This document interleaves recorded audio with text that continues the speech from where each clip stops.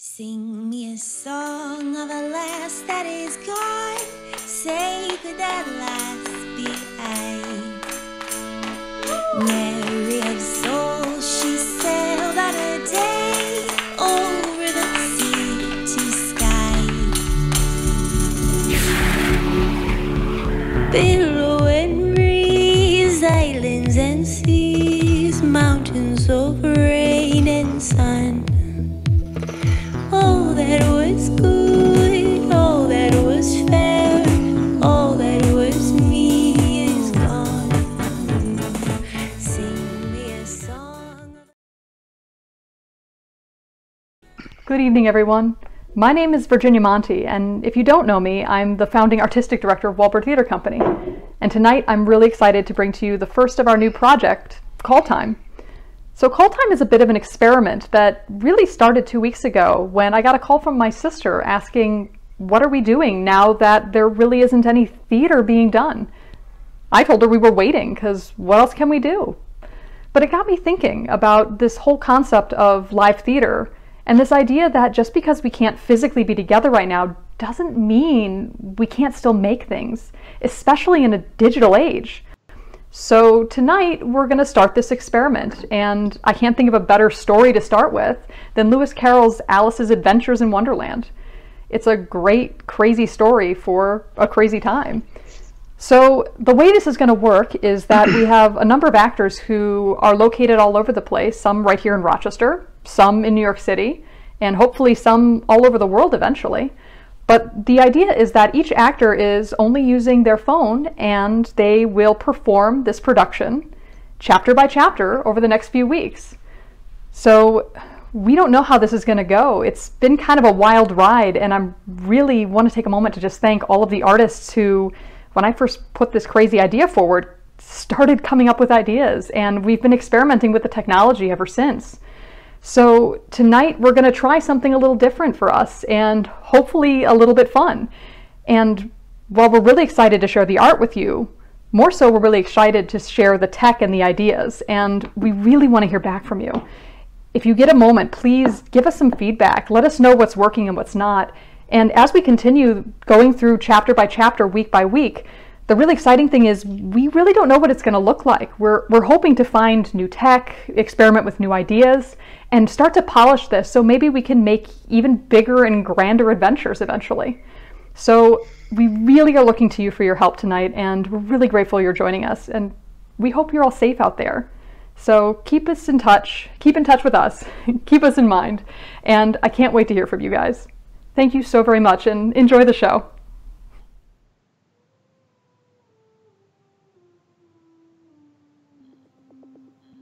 WallByrd Theater presents a Call Time production, Alice's Adventures in Wonderland by Lewis Carroll. Chapter 1, Down the Rabbit Hole. Alice was beginning to get very tired of sitting by her sister on the bank and of having nothing to do. Once or twice she had peeped into the book her sister was reading, but it had no pictures or conversations in it. And what is the use of a book? Thought Alice. Without any pictures or conversations. So she was considering in her own mind, as well as she could, for the hot day made her feel very sleepy and stupid, whether the pleasure of making a daisy chain would be worth the trouble of getting up and picking the daisies, when suddenly a white rabbit with pink eyes ran close by her. There was nothing so very remarkable in that, nor did Alice think it so very much out of the way to hear the rabbit say to itself, Oh dear, I shall be late! When she thought it over afterwards, it occurred to her that she ought to have wondered at this, but at the time it all seemed quite natural. But when the rabbit actually took a watch out of its waistcoat pocket and looked at it, and then hurried on, Alice started to her feet, for it flashed across her mind that she had never before seen a rabbit with either a waistcoat pocket or a watch to take out of it, and burning with curiosity, she ran across the field after it, and fortunately was just in time to see it pop down a large rabbit hole under the hedge. In another moment, down went Alice after it, never once considering how in the world she was to get out again. The rabbit hole went straight on like a tunnel for some way, and then dipped suddenly down. So suddenly that Alice had not a moment to think about stopping herself before she found herself falling down a very deep well. Either the well was very deep, or she fell very slowly, for she had plenty of time as she went down to look about her and to wonder what was going to happen next. First, she tried to look down and make out what she was coming to, but it was too dark to see anything. Then she looked at the sides of the well and noticed that they were filled with cupboards and bookshelves. Here and there she saw maps and pictures hung upon pegs. She took down a jar from one of the shelves as she passed. It was labeled Orange Marmalade, but to her great disappointment, it was empty. She did not like to drop the jar for fear of killing somebody underneath, so managed to put it into one of the cupboards as she fell past it. Well, after such a fall as this, I shall think nothing of tumbling downstairs. How brave they'll all think me at home. Why, I wouldn't say anything about it even if I fell off the top of the house. I wonder how many miles I've fallen by this time. I must be getting somewhere near the center of the earth. Let me see. That would be 4,000 miles, I think. You see, Alice had learned several things of this sort in her lessons in the classroom, and though this was not a very good opportunity for showing off her knowledge, as there was no one to listen to her, still it was good practice to say it over. Yes, that's about the right distance, I think. But I wonder what latitude or longitude I've got to. I wonder if I shall fall straight through the earth. How funny it will seem to come out among the people that walk with their heads downward. The antipathies, I think. But I shall have to ask them what the name of the country is, you know. Please, Mum, is this New Zealand or Australia? And what an ignorant little girl she'll think I am for asking. No, it'll never do to ask. Perhaps I shall see it written up somewhere. Down, down, down. There was nothing else to do, so Alice soon began talking again. Dinah'll miss me very much tonight, I should think. I hope they remember her saucer of milk at tea time. Dinah, my dear, I wish you were down here with me. There are no mice in the air, but you might catch a bat, and that's very like a mouse, you know. But do cats eat bats? I wonder. Do cats eat bats? Do cats eat bats? Do bats eat cats? Now, Dinah, tell me the truth. Did you ever eat a bat? When suddenly, thump, thump! Down she came upon a heap of sticks and dry leaves, and the fall was over. Alice was not a bit hurt, and she jumped up onto her feet in a moment. She looked up, but it was all dark overhead. Before her was another long passage, and the white rabbit was still in sight, hurrying down it. Oh, my ears and whiskers, how late it's getting!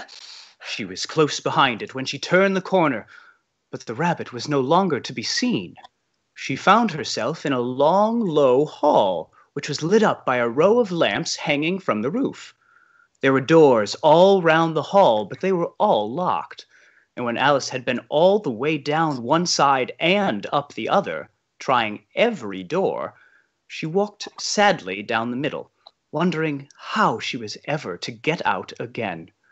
Suddenly, she came upon a little three-legged table, all made of solid glass. There was nothing on it except a tiny golden key, and Alice's first thought was that it might belong to one of the doors of the hall. But alas, either the locks were too large, or the key was too small. But at any rate, it would not open any of them. However, on the second time round, she came upon a low curtain she had not noticed before, and behind it was a little door about 15 inches high. She tried the little golden key in the lock, and to her great delight, it fit. Alice opened the door and found that it led into a small passage, not much larger than a rat hole. She knelt down and looked along the passage into the loveliest garden you ever saw. How she longed to get out of that dark hall and wander about among those beds of bright flowers and those cool fountains. But she could not even get her head through the doorway. Even if my head would go through, it would be of very little use without my shoulders. Oh, I wish I could shut up like a telescope. I think I could if I only knew where to begin. For, you see, so many out-of-the-way things had happened lately that Alice had begun to think that very few things indeed were really impossible. There seemed to be no use in waiting by the little door, so she went back to the table, half hoping she might find another key on it, or at any rate a book of rules for shutting people up like telescopes. This time, she found a little bottle on it.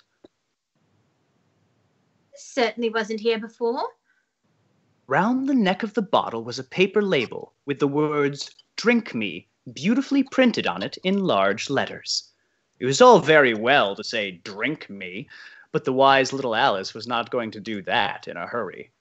No, I'll look first and see whether it's marked poison or not. For she had read several nice little histories about children who had got burnt and eaten up by wild beasts and other unpleasant things, all because they would not remember the simple rules their friends had taught them, such as that a red-hot poker will burn you if you hold it too long, and that if you cut your finger very deeply with a knife, it usually bleeds.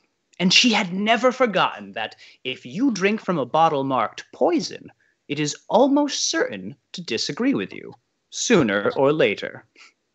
However, this bottle was not marked poison, so Alice ventured to taste it, and finding it very nice, it had, in fact, a sort of mixed flavor of cherry tart, custard, pineapple, roast turkey, toffee, and hot buttered toast.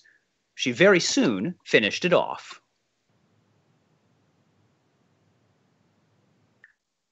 What a curious feeling.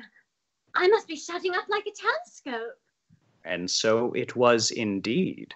She was now only 10 inches high, and her face brightened up at the thought that she was now the right size for going through the little door into that lovely garden. First, however, she waited for a few minutes to see if she was going to shrink any further. She felt a little nervous about this. Or it might end, you know, with my going out completely like a candle. I wonder what I should be like then. And she tried to fancy what the flame of a candle is like after the candle is blown out, for she could not remember ever having seen such a thing. After a while, finding that nothing more happened, she decided on going into the garden at once.